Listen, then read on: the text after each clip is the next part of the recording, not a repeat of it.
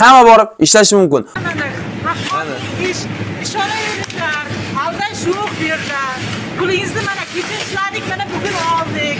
Da, hammasi o'z vaqtida, to'g'rimi? Ish qiyin emas, to'g'rimi? Nima ishdan iborat? Yosh bolani ishi. Nima?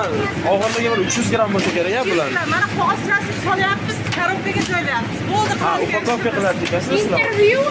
Da, intervyu. Telekanal. Yo'q, bu yerda Просто o'quvchi odam uchun qiyin. Aha, da, nochnoy, da. Ko'p o'qiydigan odam uchun qiyin. Da, bu yerda o'qimaydigan odamlar uchun xuddi bilinmasdan o'tib ketyapti. Ish yengil, yaxshi.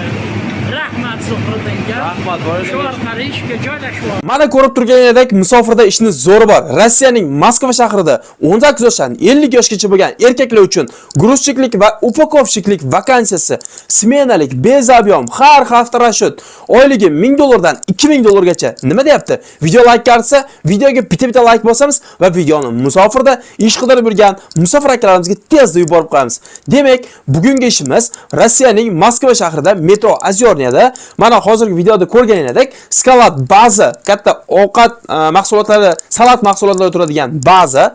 Bu yerga salat tayyor mahsulot sifatida keladi. Sizlar buni shunchaki korobkalarga upakovka qilib, fasovka qilib jo'natib olishinglar kerak xolos. Ya'ni qaysidir magazinga nechtadir, yana qaysiga nechtadir. Xolos ish o'rgatiladi. Ishni glavniysi shu Moskva yoki oblast patent bo'lishi shart. Bez dokument olmaydi. Faqat ofitsialniy ish bo'ladi. Ishimiz den-noch 11 soat, ya'niki xohlagan den, xohlagan nochda ishlaydi. Bir hafta ishlaysiz, keyingi hafta oylik olasiz.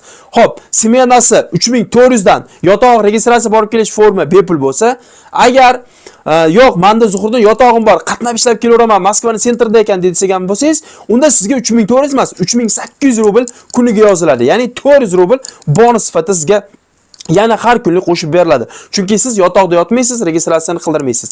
Agar o'sha yotoq registratsiyasi bilan keladigan bo'lsalar, bemalol smenasiga 3400, bu ham 102 rubl oylik, hozirgi kunda $1200 to'g'ri keladi.